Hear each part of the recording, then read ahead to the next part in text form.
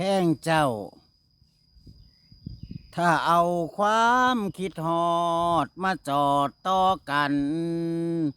ให้คือจังตู้รถไฟคงสิยาวจากนี้ละไปจนฮอดเชียง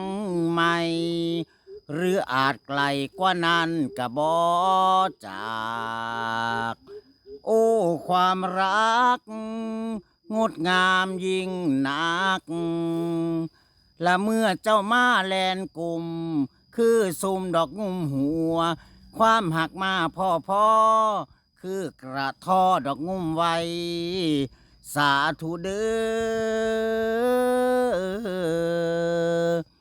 ละคันแม่นเฮาเป็นครูละขอให้ฟ้าได้ซอยอยู่สู้ดามได้ห่วมใจได้อยู่น้ำกันจนเท่าตา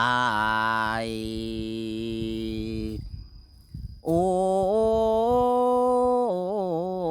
ย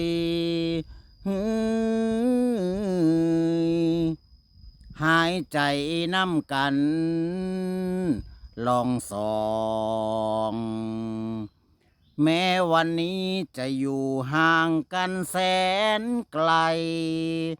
ยังเป็นแก้วตาดวงใจ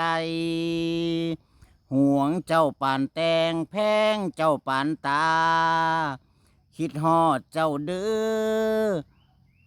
ห่วงเจ้าเด้อลาหากเจ้าเด้อแพงเจ้าเด้อลาอ้ายสิมันโทรหาในวันที่เฮาห่างไกลขอบคุณวันทูคอขอบคุณคนสร้างไลน์ขอบคุณโลกออนไลน์ที่ซ่อมให้คลายความคิดถึง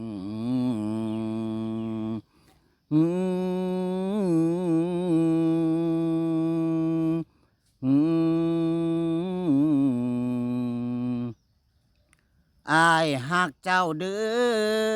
ออ้ายแพงเจ้าเด้อ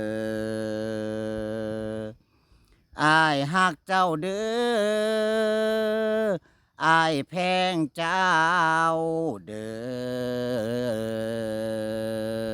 อแพงเจ้าส่งความสุขมอบกำลังใจให้ทุกคนมีความสุขกับสายลมท้องทุ่งนาบรรยากาศธรรม